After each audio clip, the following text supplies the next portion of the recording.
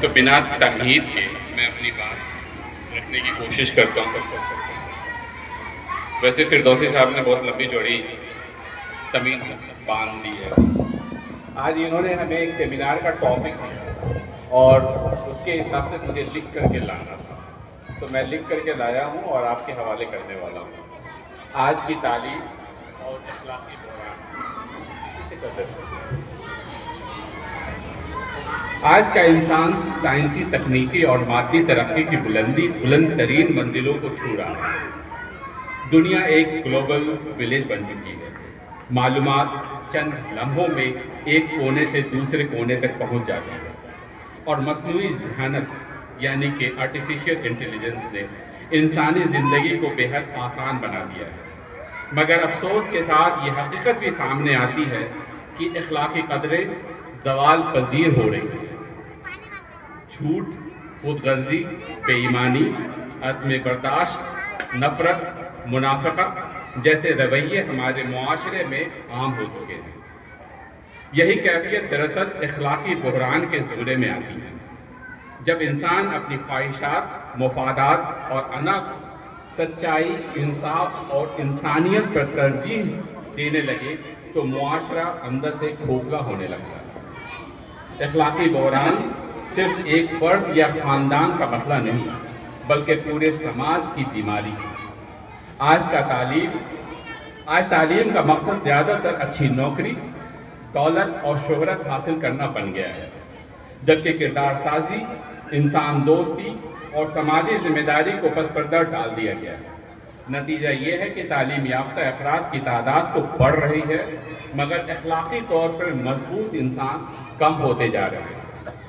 آج کے دور میں، کل ایک گفتگو ہو رہی تھی، اسی کے سلسلے میں نے اس کو ایڈ کر دیا۔ آج کے دور میں پڑھے لکھے جاہل ایک تلخ حقیقت بن چکی ہے۔ ایسے لوگ اعلیٰ ڈگریاں رکھتے ہیں، بڑے عہدوں پر فائز ہوتے ہیں، مگر ان کے کردار، گفتگو اور رویوں میں علم کی روشنی دکھائی نہیں دیتی۔ علم کا اصل مقصد صرف معلومات حاصل کرنا نہیں، بلکہ انسان کو باشعور، بااخلاق، نرم دل اور انسان دوست بنانا ہے۔ اگر تعلیم انسان کے اندر عاجزی، برداشت، سچائی اور احترام پیدا نہ کرے تو وہ صرف کاغذی تعلیم رہ جاتی ہے۔ پڑھا لکھا جاہل وہ ہے جو دوسروں کو کمتر سمجھے، تعصب اور نفرت کو فروغ دے، جھوٹ بولے یا اپنے علم کو انسانیت کی بھلائی کے بجائے ذاتی مفاد، غرور کے لیے استعمال کرے۔ ایسے لوگ معاشرے میں انتصار تو پیدا کر سکتے ہیں، مگر مثبت تبدیلی نہیں لا سکتے۔ حقیقت یہ ہے کہ ایک بااخلاق ان پڑھ انسان بعض اوقات ایک بے کردار پڑھے لکھے شخص سے کہیں بہتر ثابت ہو سکتا ہے۔ ہم سب جانتے ہیں کہ جب سونامی آیا تھا، طوفان جو آیا تھا، تو انڈمان نکوبار کے ایک قبائلی گروہ نے چیونٹیوں کی غیر معمولی حرکت کو محسوس کرتے ہوئے اپنی پوری برادری کو محفوظ مقام تک منتقل کر دیا تھا۔ یہ واقعہ اس حقیقت کی یاد دہانی ہے کہ صرف رسمی تعلیم ہی دانشمندی کی علامت نہیں ہوتی، بلکہ شعور، مشاہدہ اور فطرت سے تعلق بھی انسان کو صحیح فیصلے کرنے کی صلاحیت دیتے ہیں۔ اخلاقی زوال کے کئی اسباب ہیں۔ سب سے پہلی وجہ گھروں میں تربیت کی کمی ہے۔ والدین بچوں کی تعلیم پر تو بہت توجہ دیتے ہیں، مگر ان کی اخلاقی تربیت کو اکثر نظر انداز کر دیتے ہیں۔ بچے نصیحتوں سے زیادہ عمل سے سیکھتے ہیں۔ اگر والدین خود جھوٹ بولیں، غصہ کریں یا دوسروں کی بے عزتی کریں تو بچے بھی وہی رویہ اختیار کرتے ہیں۔ بچے وہ نہیں کرتے جو ہم کہتے ہیں، بلکہ وہ کرتے ہیں جو ہمیں کرتے ہوئے دیکھتے ہیں۔ دوسری اہم وجہ تعلیم میں اخلاقیات کی کمزور حیثیت ہے۔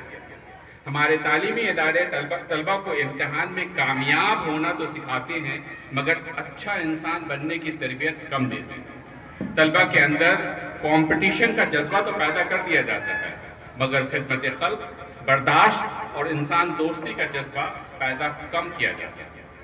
سوشل میڈیا اور مادہ پرستی نے بھی اس بحران کو مزید گہرا کر دیا ہے۔ آج انسان کی قدر اس کے کردار سے زیادہ اس کی دولت، شہرت اور ظاہری زندگی سے کی جاتی ہے۔ لوگ کامیاب نظر آنے کے لیے مصنوعی زندگی جیتے ہیں، نوجوان جلد شہرت حاصل کرنے کے دور میں اخلاقی حدود بھولتے جا رہے ہیں۔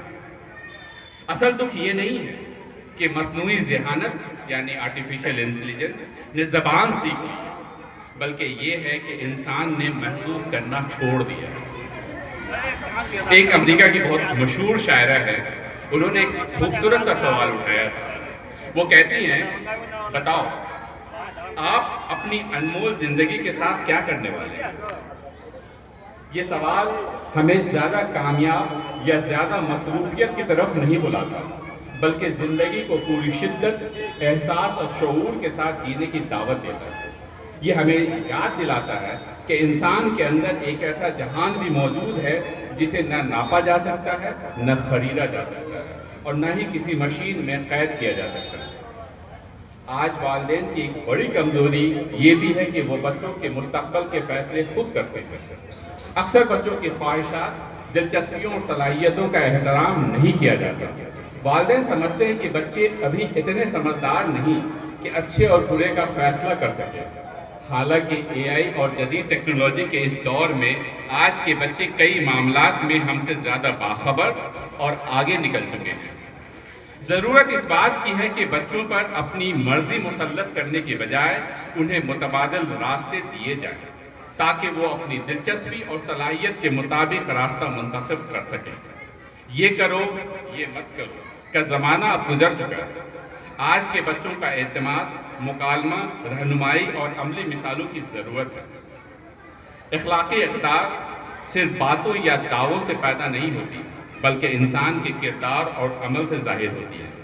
اگر کوئی شخص اپنے بارے میں یہ کہے کہ وہ بہت اچھا، ملنسار اور خدمت گزار ہے، تو اس سے کوئی فرق نہیں پڑتا۔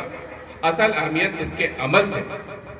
انسان کی حرکات و سکنات، گفتگو، رویے اور دوسروں کے ساتھ برتاؤ ہی اس کے اخلاق کی اصل پہچان ہوتی ہے۔ ایک اچھے انسان کو رول ماڈل بن کر جینا چاہیے، کیونکہ نئی نسل ہمارے کردار سے متاثر ہوتی ہے۔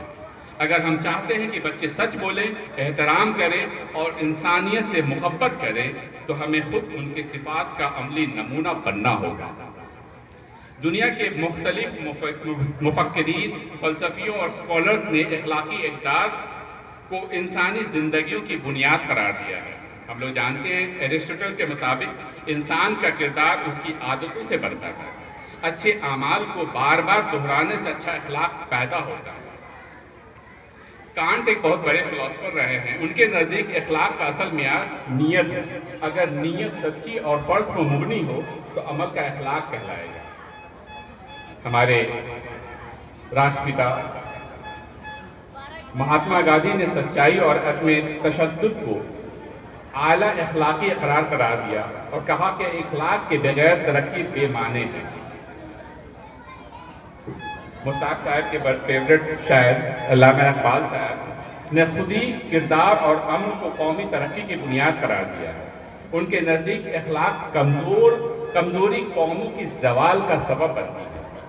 نیلسن منڈیلا کا سب نے نام سنا ہی ہے، ہم سب جانتے ہیں، نے برداشت، معافی، مساوات کو انسانیت کی اصل طاقت کہا ہے۔ ان تمام مفکرین کے خیالات کا خلاصہ یہی ہے کہ اخلاقی اقدار صرف ذاتی خوبی نہیں، بلکہ ایک پرامن، مہذب اور انصاف پسند معاشرے کی بنیاد ہے۔ سوچئے، اگر ایک ایسا معاشرہ وجود میں آئے جہاں لوگ صرف معلومات حاصل کرنے کے لیے نہیں، بلکہ اپنی سوچ بدلنے کے لیے پڑھیں، جہاں دو لائنوں کے درمیان خاموشی دو اسکرینوں کے اسکرول سے زیادہ معنی رکھتی ہوں، جہاں انسان دوبارہ غیر یقینی کو قبول کرنا، تضاد کو سمجھنا اور تسبیح کے حسن سے لطف اندوز ہونا سیکھ لے، ایسا معاشرہ آسانی سے قابو میں نہیں لایا جا سکتا، کیونکہ وہ دو لائنوں کے درمیان چھپے ہوئے معنی کو پڑھنا جانتا ہے، اور ہر طاقت، چاہے وہ سیاسی ہو یا کارپوریٹ، ایسے باشعور قاری سے خوف زدہ رہتی ہے جو سوچنے اور سمجھنے کی صلاحیت رکھتا ہے۔ مختصراً یہ کہ آج کا سب سے بڑا مسئلہ صرف تعلیمی پسماندگی نہیں، بلکہ اخلاقی بحران بھی ہے۔ اگر تعلیم انسان کے اندر سچائی، دیانت، برداشت، احترام اور انسان دوستی پیدا نہ کرے تو وہ تعلیم ادھوری ہے۔ معاشرے کو صرف ڈگری یافتہ افراد نہیں بلکہ باکردار انسانوں کی ضرورت ہے۔ لہٰذا والدین، اساتذہ، ادیبوں، مذہبی و سماجی اداروں اور حکومت سب کو مل کر نئی نسل کی اخلاقی تربیت پر توجہ دینی ہوگی۔ ہمیں اپنی زندگیوں میں سچائی، محبت، انصاف اور احترام کو دوبارہ جگہ دینی ہوگی، کیونکہ جب اخلاق زندہ رہتے ہیں تو معاشرہ بھی زندہ، پرامن اور ترقی یافتہ رہتے ہیں۔ اسی کے ساتھ میں اپنی بات ختم کرتا ہوں۔